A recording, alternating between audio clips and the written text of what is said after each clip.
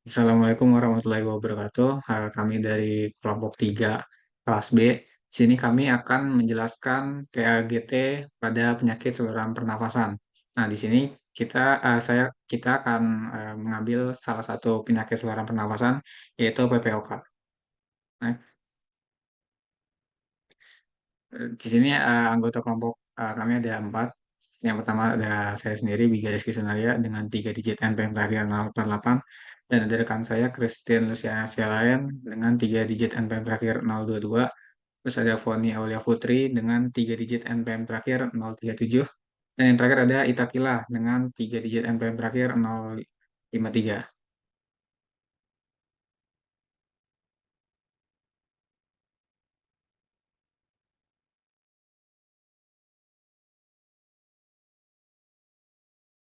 Baik, yang pertama itu ada definisi penyakit paru obstruktif kronis atau PPOK adalah peradangan pada paru-paru yang terjadi selama waktu yang lama. Tanda-tanda PPOK adalah kesulitan bernapas, batuk berdahak, dan mengi atau bengek. PPOK adalah kondisi yang sering terjadi baik pada perokok aktif maupun pasif. Selanjutnya ada patofisiologi. Bronkitis kronik adalah gangguan sekresi mukus bronkial berlebihan. Paparan agen infeksi dan non-infeksi menyebabkan respon inflamasi yang merusak paru-paru. Kerusakan dinding alveolus yang menyebabkan pembesaran ruang udara yang tidak normal adalah tanda infeksi. Merokok merupakan penyebab terbesar penyakit emfisema. Makrofag dan limfosite pada alveoli kantong udara meningkat dan menghancurkan jaringan paru. Selain itu, antiproteinase yang melindungi jaringan paru menjadi inaktivasi yang menghambat perbaikan paru-paru. Akibatnya dinding alveoli rusak.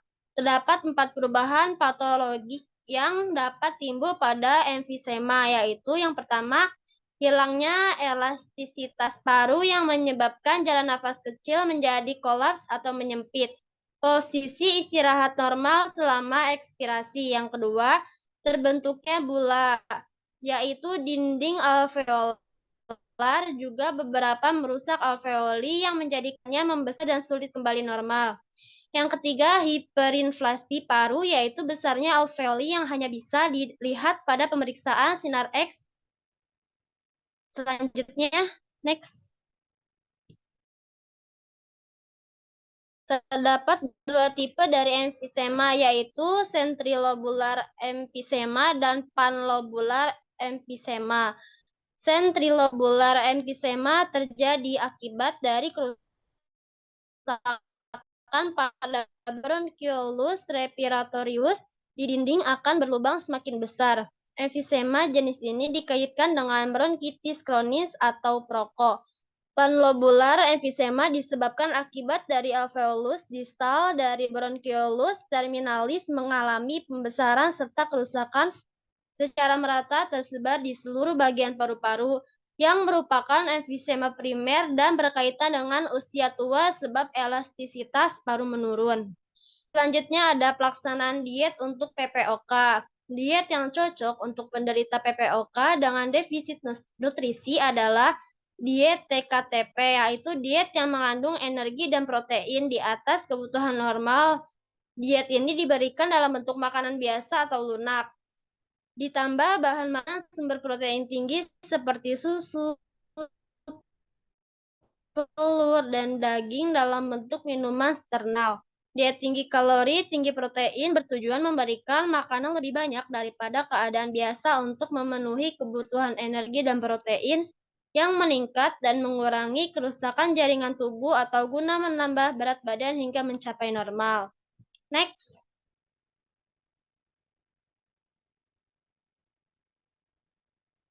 Selanjutnya ada gambaran umum.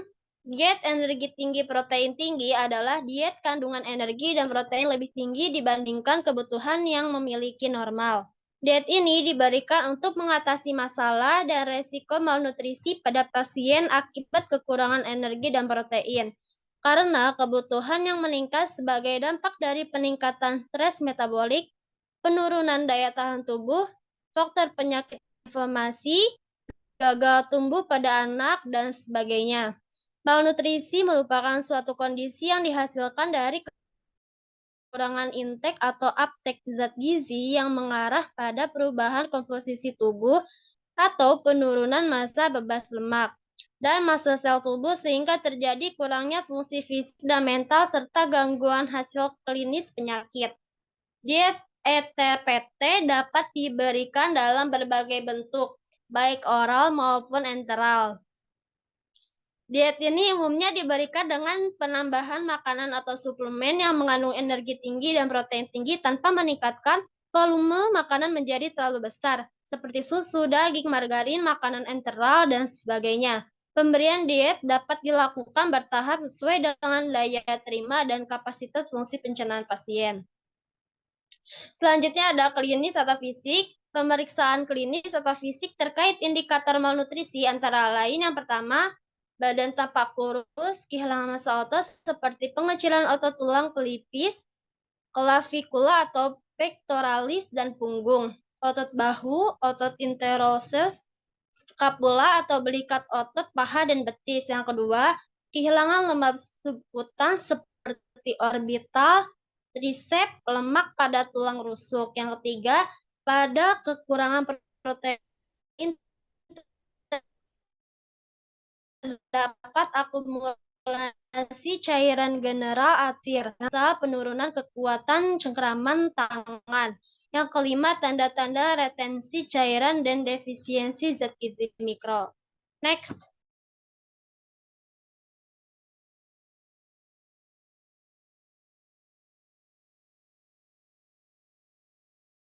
Baik, selanjutnya ada tujuan diet. Tujuan diet energi tinggi protein tinggi yaitu yang pertama memenuhi kebutuhan energi dan protein yang meningkat untuk mencegah dan mengurangi kerusakan jaringan tubuh. Yang kedua, meningkatkan berat badan hingga mencapai status gizi normal.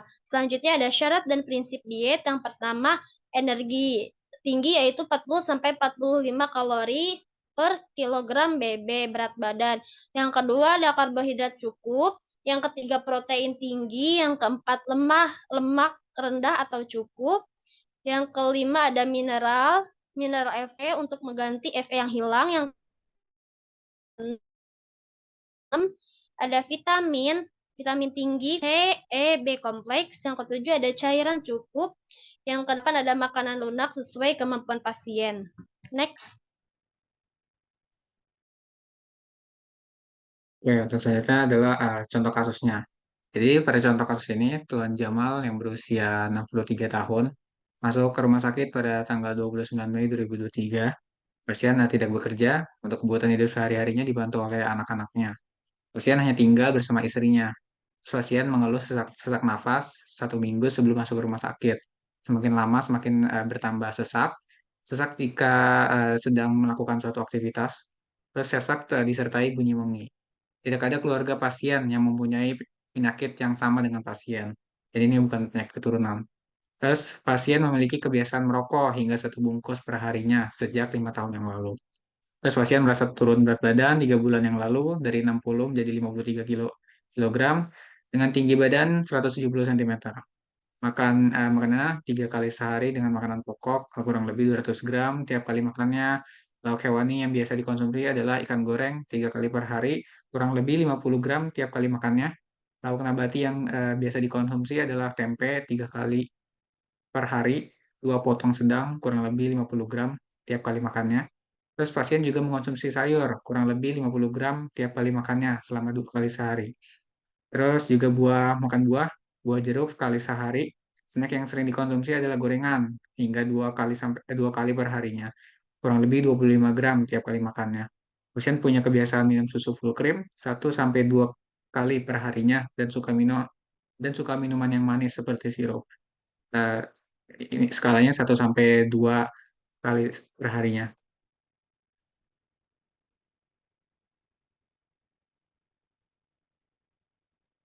Selanjutnya ada screening MNA. Yang pertama pertanyaannya, apakah Anda mengalami penurunan asupan makan selama 3 bulan terakhir dikarenakan hilangnya selera makan, masalah pencernaan, atau kesulitan mengunyah atau menelan?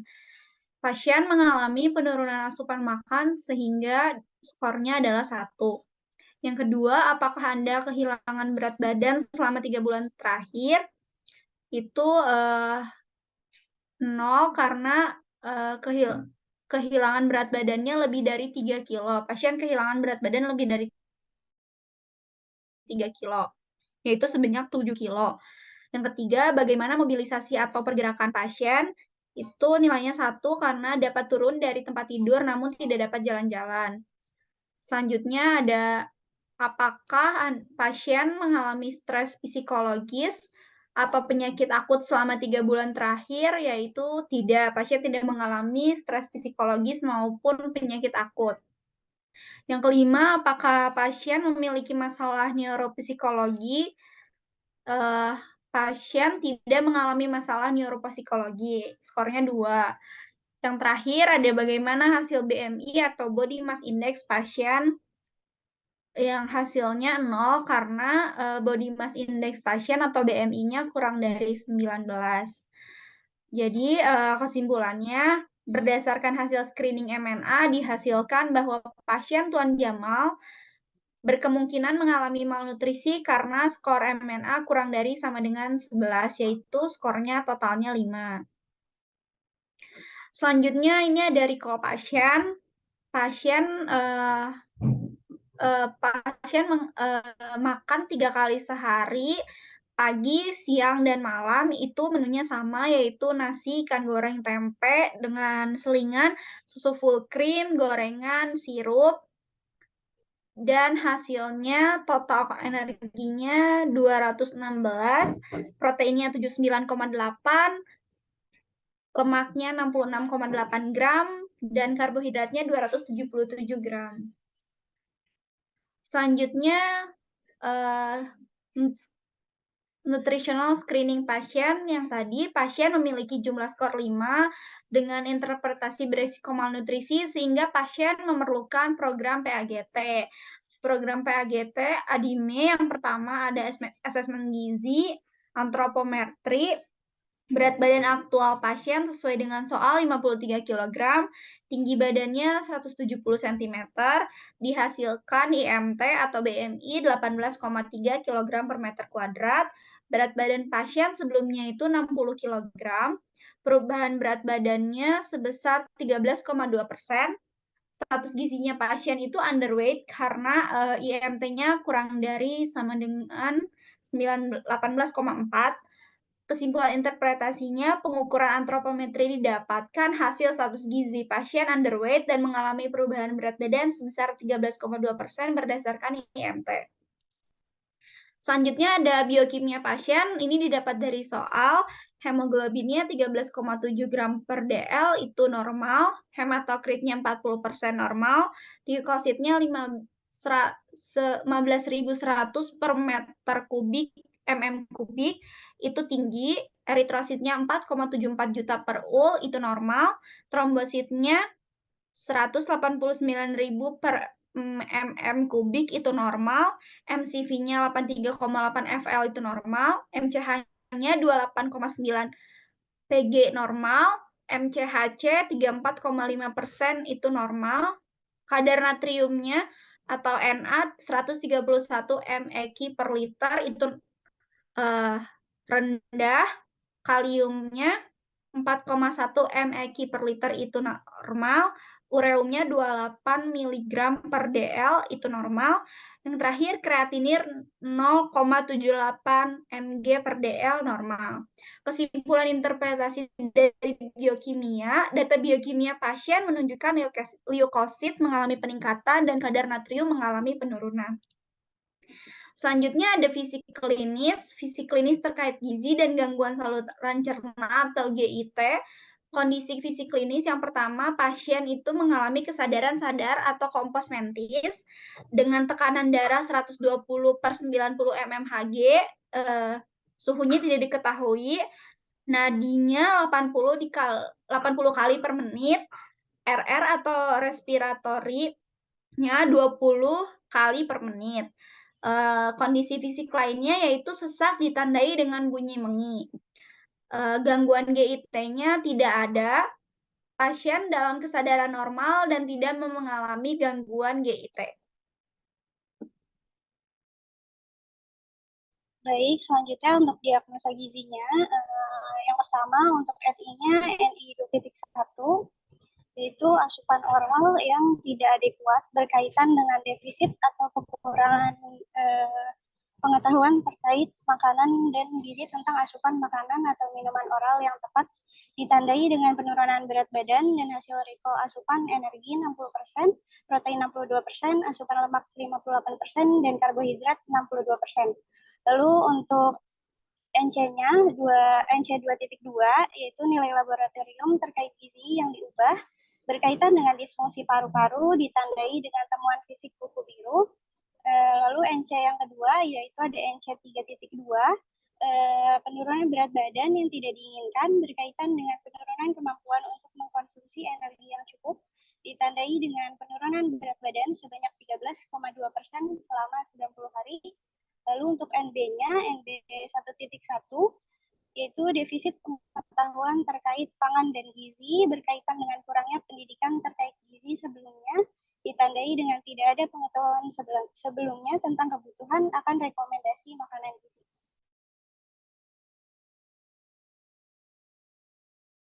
Ya, selanjutnya adalah rencana intervensi atau intervensi gizinya. Jadi yang perlu dilakukan adalah menghitung kebutuhan asli kebutuhan gizi asli pasiennya. Yang pertama kita harus tahu dulu BB aktual dari si pasien. Dengan rumus BB aktualnya tinggi badan dikurang 100 dikurang tinggi badan dikurang 100 dikali 15%. Dan didapat berat badan ideal pasiennya itu harusnya 59,5. Terus setelah itu untuk mencari tahu kebutuhan energinya pakai rumus Mifflin setelah dimasukkan eh, jangan lupa dikali aktivitas fisiknya gitu karena eh, Tuan Jamal ini sudah tua gitu jadi kurang beraktivitas dikali 1,3 dan diperoleh kebutuhan energinya itu 1751.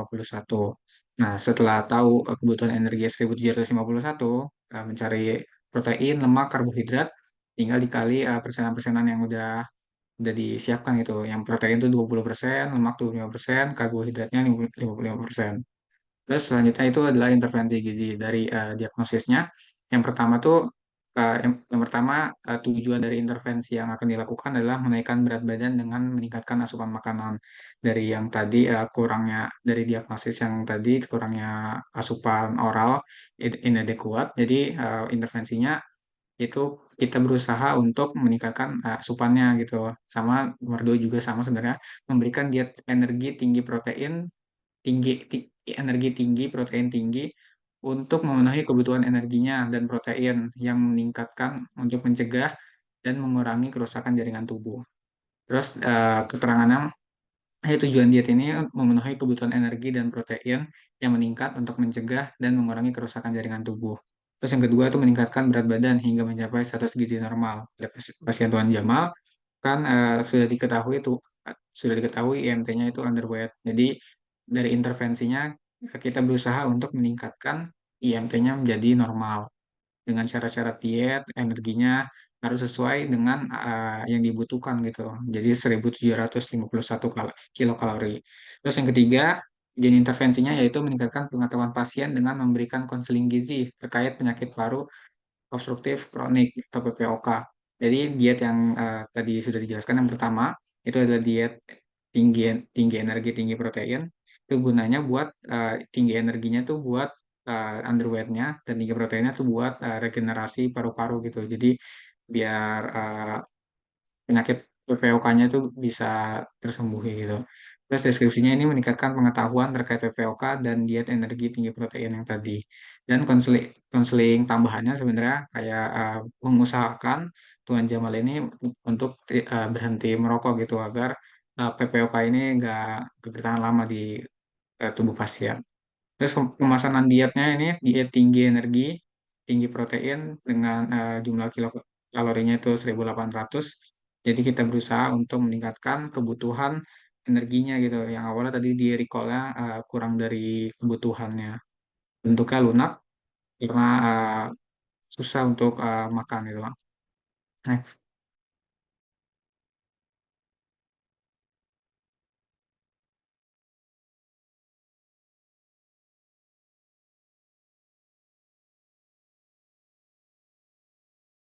Selanjutnya ada menu interferensi. Yang pertama itu makan pagi, ada sup buah bit. Bahan-bahannya ada buah bit, kentang, bawang merah, bawang bombay, minyak zaitun, garam, dada ayam, black pepper.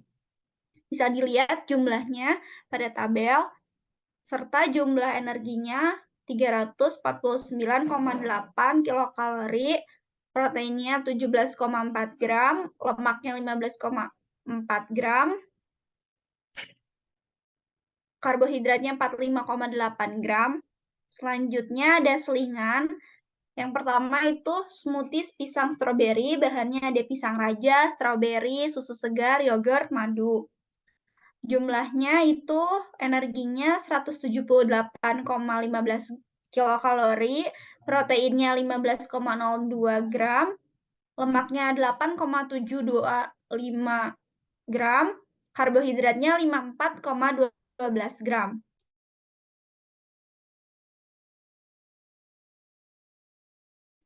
Selanjutnya ada menu makan siangnya yaitu bubur ayam. Yang pertama bahannya ada beras, ayam, merica, daun bawang, jahe, serai, kunyit, garam, bawang putih, bawang merah, telur ayam. Takarannya bisa dilihat pada tabel. Jumlahnya 539,6 kilokalori, proteinnya 27,9 gram, lemaknya 17,6 gram, karbohidratnya 66,6 gram. Selanjutnya ada selingan yang kedua yaitu bubur kacang hijau. Bahan-bahannya yaitu bubur kacang hijau, gula merah, jahe, serta santan. Jumlah energinya 191,6 kilokalori, proteinnya 8,2 gram, lemaknya 3,9 gram, karbohidratnya 32,5 gram. Selanjutnya ada menu makan malam yaitu telur rebus, dan oat dan banana smoothies. Bahan-bahan dari oat dan banana smoothies yaitu pisang, oat, susu, yogurt, dan mangga. Jumlah energinya 549,2 kilokalori, proteinnya 27,3 gram, lemaknya 20,7 gram, serta terakhir karbohidratnya 64,2 gram. Menurut intervensi ini yang jumlah energinya berdasarkan jumlah energi yang telah dihitung untuk kebutuhan pasien.